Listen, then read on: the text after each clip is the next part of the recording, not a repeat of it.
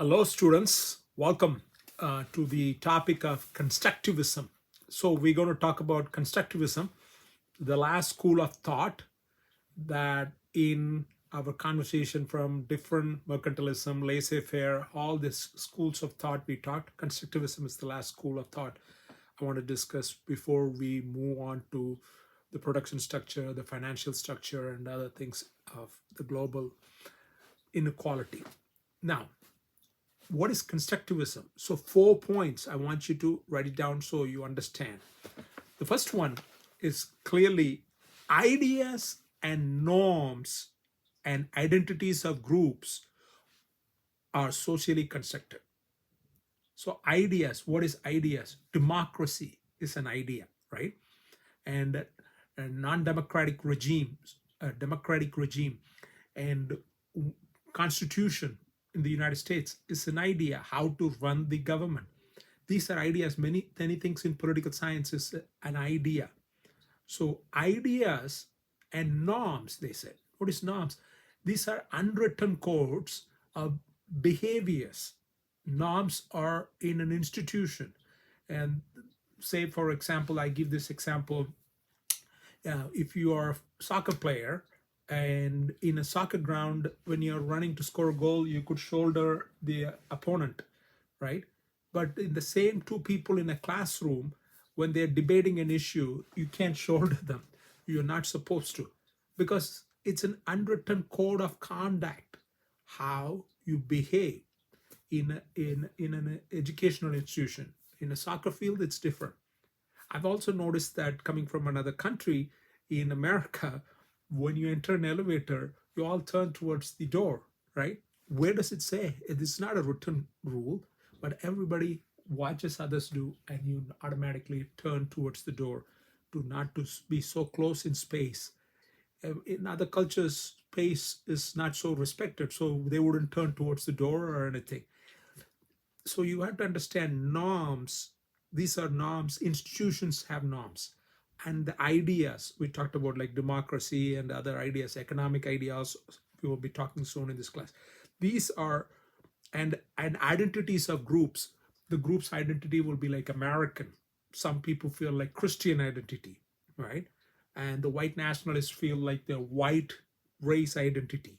So all these group identities are socially constructed. Socially constructed means what?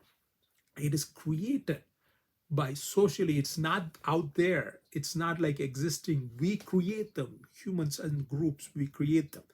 Okay, so what? You might ask. Wait, there are 3-4 more steps to explain this. So ideas, norms, group identities, you understand. And these are socially constructed. The second one is ideas. Second point, ideas and values are social forces. These are social forces, powerful forces that are important as military and economic forces. So in international affairs, military and economics are taught very importantly, especially by realists, the school of realism, seeing the world as it is, right? They see that as powerful. But constructivists say actually ideas and values are social forces. They are very important forces, as important as the military and economic forces. Okay, in international political economy, these are important ones. Now, third point, conflict and cooperation between countries, right? Conflict or cooperation between countries are products of values and beliefs. Isn't that crazy? That it is just, we create this ideas like the Constitution, the founding fathers created it, right? These ideas and norms, the society has norms. What is an acceptable behavior? Like I gave you about the soccer field versus in a classroom behavior.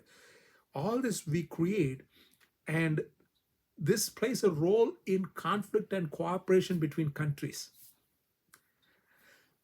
Here's an important one point, last point.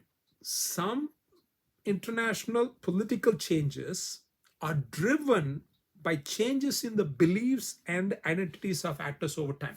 So that means when identities change, your relationship with the countries change. It could be going from conflict to cooperation. I'll give you an example of this we talked about. So you know, would you say our relationship with the UK is good? Many would say yes. UK, United Kingdom. All right. And what identity would you call that? Identity. Okay. And culture. Let me write culture. Okay. I'll show you what I'm writing. Let me write it down. Identity, culture. US, UK. Okay. So the identity, under identity, you could write friendly, right?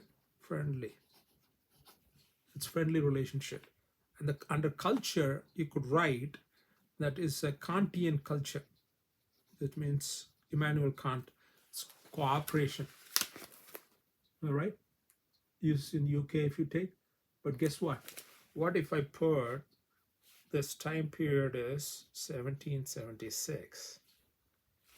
What would you call between England and America? It's not friendly. It's enemies. And it's not Kantian. What would that be? I'm going to talk about it. It's Hobbesian. It's very fierce competition. So now if you take same US with North Korea and US with China, okay, the China is rivalry, or it's a we compete, okay, and US and North Korea is definitely enemies. We have fought a war, Korean War, and North Korean dictator quite often threatens the United States with the nuclear weapons. So it's a Hobbesian world. It comes from Thomas Hobbes. Okay, and I'm going to show you what I'm writing.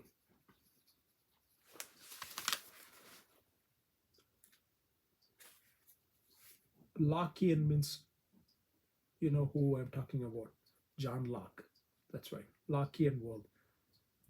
So these identities change over time, just like it changed here when I put a different time. Even in the US-China relationship, it's rivalry now, and hopefully it doesn't go to war like enemies. And it was actually friendly during World War II. We cooperated. We were very friendly with China to fight against Japan. So constructivist has an idea, valid idea, that these identities change over time. Are you following? It changes because we create them. It's not there out there. Something is like we are enemies and we are enemies for permanently. How does this happen? This construct we create. One is by framing. Framing. What is framing? So if I have a classroom of students, and say the girls are sitting on the left side in general, and in the middle mixed, both boys and girls, in the right boys. But if I keep a camera, say framing, because in camera we say frame, right? And in the left, and say this is Professor Krishnan's class. And then people who look at that photo might think, oh, so his class is fully women, so maybe he teaches in a women's college. If I put the camera in the right, then they will think, oh, it's a men's college because there's no woman in there. If I put the camera in the middle, it'll be like, oh, it's both men and women go to school there. It depends on how you frame. You're leaving out the rest. You're not saying anything, but how you frame an issue makes the issue observed by the person who's seeing it in a way. It's deliberately done in many political instances. So it's a form of like storytelling and propaganda. Okay, you know what a propaganda is, right? The Nazis did it very famously, saying lies, and propaganda is a form of completely saying things which are not there, and gaslighting sometimes. We'll look it up about propaganda. So this is a form of propaganda many times. Okay, and framing is one type. Second one is discourse analysis. Discourse analysis is a good example is Samuel Huntington. He was a Harvard professor. He wrote a book called Clash of Civilization. He said in his book, it became a New York Times bestseller. He said in his book that the future conflicts will be not based on ideologies like communism and capitalism and democracy versus an authoritarian country. The future conflicts will be based on uh, culture, in the divide of culture. So the West with the Chinese culture, there will be conflict. Islam will clash with the West, they said.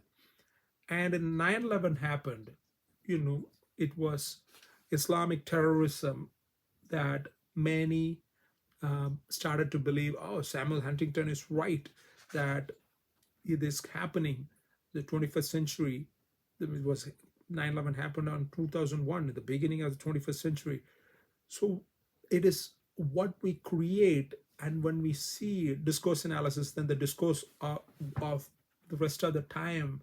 But I was in graduate school, I knew that it was Samuel Huntington's ideas was like, look, this is how future conflicts are going to be based on cultural divide.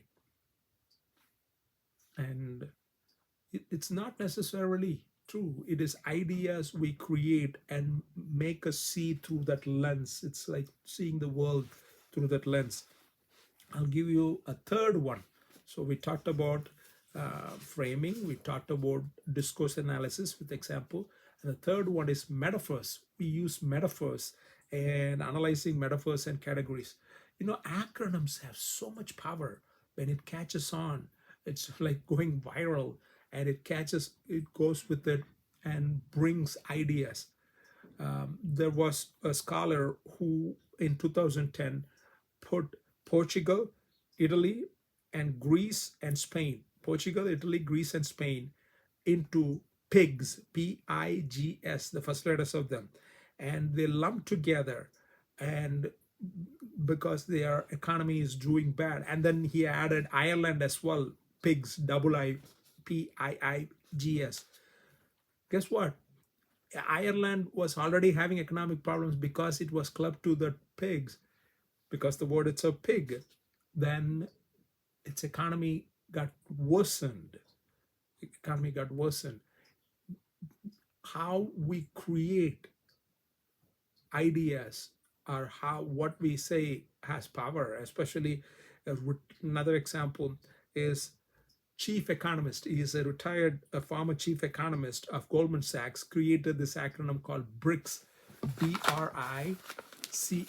You probably heard of it. It caught on fire, went viral. BRICS. This is about industrialized economies. Brazil, Russia, India, China, South Africa. Very disparate economies, and it got nothing connection with each other. But because it was coined, people started associating these economies together. They even after, because of this bricks, because it's like a brick, very easy, pig, easy to remember for us. If I throw random letters, it won't stick, because throwing something which sticks in your mind. And guess what happened? These countries started organizing even conferences, economic cooperation conferences together because of these words. So constructivists say that we create this dynamics in the world political economy by our own ways of creating lenses. Okay, and for example, Martha Finnemore, Martha, Martha, Finnemore is spelled Finnmore. She's a scholar and called the United States, remember, unipolar, bipolarity. Bipolarity happened during Cold War when two superpowers kept the world in peace, right? They didn't go directly to war, but they did fight proxy wars. Martha Finnemore calls this like United States as the unipole, like the United States unipole spreads liberal values, liberal ideologies. but it violates its own ideology, what it preaches to its people and to the world. By what? By creating a humanitarian crisis in Iraq. And so when you do things like that, it's very not only hypocritical, it breaks it breaks the values what you create. Okay. I hope you're following what I'm saying so far. And constructivist view on conflict and cooperation is different. I'll give you an example on conflict and cooperation. The realism is the theory. I talked about it, I think, when I discussed mercantilism, but I'll say it again. Realism is the dominant theory in international relations. And realists see the world as it is, and they see it as a self-help realm, REALM, self-help. For who? For states. States have to take care of themselves. Nobody's going to come to help you, because look at what happened to Ukraine. When they're fighting, they have to do their fight. They have to always be prepared that anytime they could be attacked. Now Moldova is being threatened. So countries are on their own. Why? Because it's anarchic realm. International relations is anarchic. Anarchy means there's no higher form of government. There's no higher government, international government, to tell Russia to not attack Ukraine. The closest we have is the United Nations, but it doesn't have the enforcement mechanism. Yeah, Security Council has it, but one veto will do it, and Russia will veto it, right?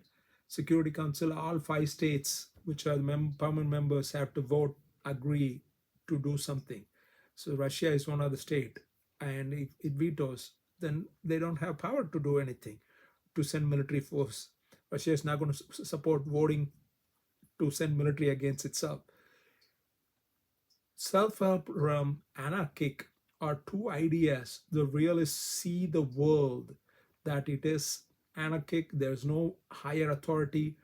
Whereas if you are walking in the darkness, for example, my professor used to give this example, and somebody robs you, you could call the police, 911. You have the government, cops, to protect you in this country or any other well-functioning country.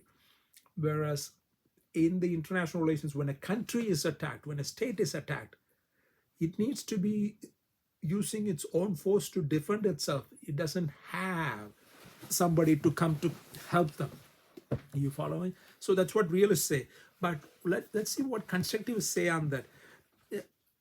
They say anarchy is what states make of it. Yeah, anarchy is what states make of it.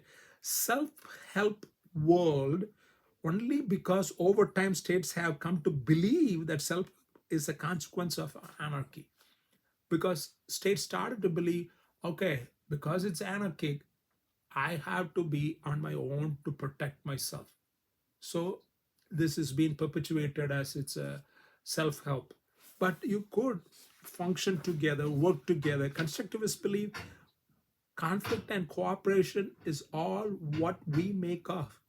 We could create cooperation. Okay, we could create cooperation, and these ideas we create are so powerful. And for example, in the power of economic ideas, if you look at it in global finances, when economic problems happen, there's even among economists, they have political ideologies, and these political ideologies make them see things in that way. What do you mean? Like, for example, if you're Keynesian, then you want strong government role. We talked about it, right? Strong government role in economy. In time of recession, government has to step in and put in money and help the free market thrive. Whereas if you have coming from, say, Chicago School of Economics, in America, University of Chicago has created many conservative economists who believe limited role of the government in the market. Even during time of economic crisis, you let market correct itself. So if you have those political beliefs, what happens? Then those beliefs make the economists behave in that way. You following? Because everything is idea, belief, norms, and it controls individual behaviors, society behaviors, and states. And it leads the pathway for cooperation and conflict. So constructivist sees this, the word itself is like social construct, right? Go back to the 4 points I said at the beginning of the lecture, and you will get a better idea. So now I wanted to move on to the next topic also in this lecture, okay? And that is the sixth chapter, the global production structure. Global production structure. When we talk about global production structure, I wanted to mention foreign direct investment. Write it down. Foreign direct investment. What is foreign direct investment? Foreign direct investment is money certain countries will bring into another country to invest in a country. So country A who has money could bring private companies which will look for markets. So in America, we call emerging markets. These emerging markets are places where you could invest money and perhaps make more profit than percentage of profit than what you would make in America. So FDI, they call it foreign direct investments. And in production, I wanted to talk about, it's a very highly charged political issue, production is, because it affects so many things. It affects national security, it affects trade, it affects employment, it affects income, okay? You see political candidates for president in America talk about production all the time. It doesn't matter whether it's a liberal, left-leaning politician or a conservative politician, they all talk about it. Bernie Sanders to Trump, they all talk about production, bringing manufacturing jobs back to America, because manufacturing jobs are being lost to third world countries. Why? Well, one main reason is it is cheaper. Labor is cheaper in countries like China. And so firms decide, it's not the government deciding, the firms wants to create cheaper production. And where cheaper labor is available, they take it there. American labor is pricier. And so by pushing US manufacturing to offshore and outsource to China, and so firms like Walmart, Target boost profits, margins substantially. I mean, American consumers wanted cheaper products. And so when we go to Walmart, we're getting cheaper products, but these are products made in China and and for a cheaper labor. And so what happens? American laborers are getting affected, especially not the highly educated. If you have college education and above, you're not usually working in manufacturing jobs. These are people who are high school educated, and manufacturing jobs paid very good wages, especially in the 1970s onwards. And now, because firms have gone to the foreign countries to produce things, American white middle class, especially who were thriving, are falling behind. And in fact, they are also losing purpose, unemployment. Employment, it's not just for money, it also gives individuals purpose. And so in developed nations like America, when they lose jobs and become unemployed, they lose the purpose, identity, and drug addiction has been increasing, and overdosage, OD, right? Overdosage deaths are being in increase in these developed nations, and usually it is among people in Middle America where they have lost these manufacturing jobs. And TNCs, on the other hand, TNCs means what? These are international companies, right? And they make these multinational companies, corporations, right? Make billions, billions of dollars profit every year. And what do? They also create loopholes, tax loopholes by lobbying Congress. And lobbying Congress for what? To write laws so that they don't need to pay taxes. If you saw the Biden State of the Union address 2023, he talked about how is Amazon getting away with paying $0 in federal taxes. They make $35 billion profit and pay zero taxes. Wouldn't you like to pay 0% taxes? I would like to. How could they get away with it? They make so much money than more than us. And that is the question he asked. And that is because of international corporations. Amazon is in multiple countries, right? Around many places in European countries, India, everywhere. So they have laws that they could write loopholes that gives them options to not pay taxes. That is, to take advantage of the government laws. And and that puts the tax burden mostly on the people, middle class. And so already I told you the manufacturing jobs are going, so the middle class is dwindling in the United States and falling behind, especially those who worked in manufacturing jobs. So production is becoming, I have told you, I think before, is easier because of one reason is transportation of goods across the world, especially containers. Containers makes it possible to load and unload goods from all over the world. So if you look at your iPhone, look back, it says like designed in, right, California, but it's not manufactured here. Most of the manufacturing happens outside the United States, right? From chips to the glass to everything in iPhone and putting them together, everything is done in different countries.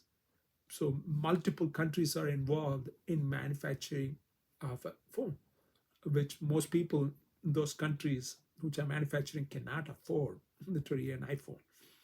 My brother is a dentist in India, but he wouldn't buy an iPhone because it's expensive, right?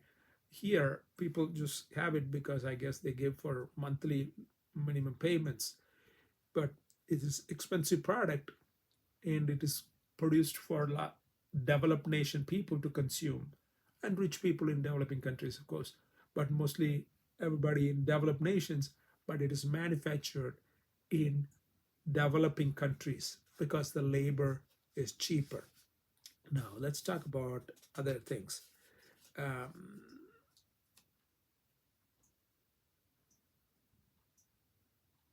yes. So there's also, it creates, production creates national security problem, I said. We talked about how it creates income problems because when it leaves, jobs are gone, so income problems, and it creates inequality, right? Because the educated, like you and me, when they get more education, these are the, they call coastal elites. They usually get jobs in the West Coast or East Coast, and jobs which are not manufacturing but in service industries. America is becoming more and more service industry oriented economy, but these people feel left behind. So it creates an inequality. Inequality is not good for our society in terms of political stability, and also to create politicians who will pander to the ones who are left behind. And some scholars would say Trump and even Bernie Sanders was playing that fears and pains of those people to get their votes. So usually candidates from extreme come to office in countries where people have a lot of grievances. Now, how does it create national security problems? Well, when you're manufacturing things in different countries. One is like the chips. Um, for example, America used to manufacture the IC chips, integrated circuit chips. It's in your computer, it's in your iPhone, all these things. They were the leading manufacturer. Now we are not the leading manufacturer. Many of our chips come from outside America. And you're like, so what? Well, there's a problem because we use these chips not just in home appliances, but also in rocket technology, missile and airplanes, all our military appliances. We use them in military instruments, and that could sacrifice our national security. How? Like I have read in cyber war books that you could create a backdoor in these chips that could be accessible by the enemy state if they want in time of crisis. So our weapons and technologies used in military could be compromised during time of need. That is a national security problem. And so having manufacturing capacity inside the country secures us. So these are done by private companies, but private companies in third world could still be listening to the government, especially if manufacturing is taking place in China. There's no company beyond the reaches of the power of the Communist Party in China, right?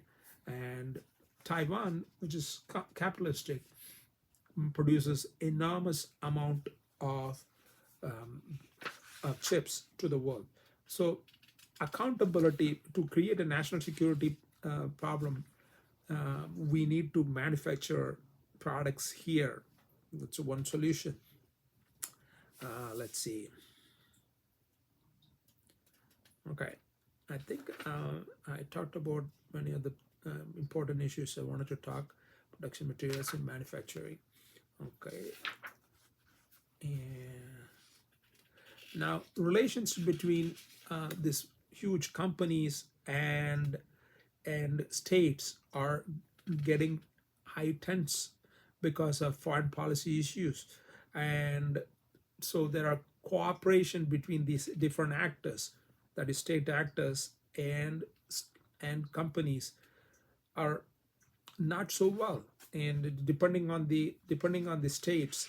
And so many countries feel like the tax evasion also creates a problem of companies taking their money profits to countries where they could put their money, or in offshore, like Cayman Islands. Have you heard of it? Cayman. Cayman Islands is a place there majority of hedge funds, world's hedge funds, they stash their cash, and which is tax avoidance, and it's a tax haven, and those countries giving place for this illicit profits which are not brought into account into and taxed by the developed nations.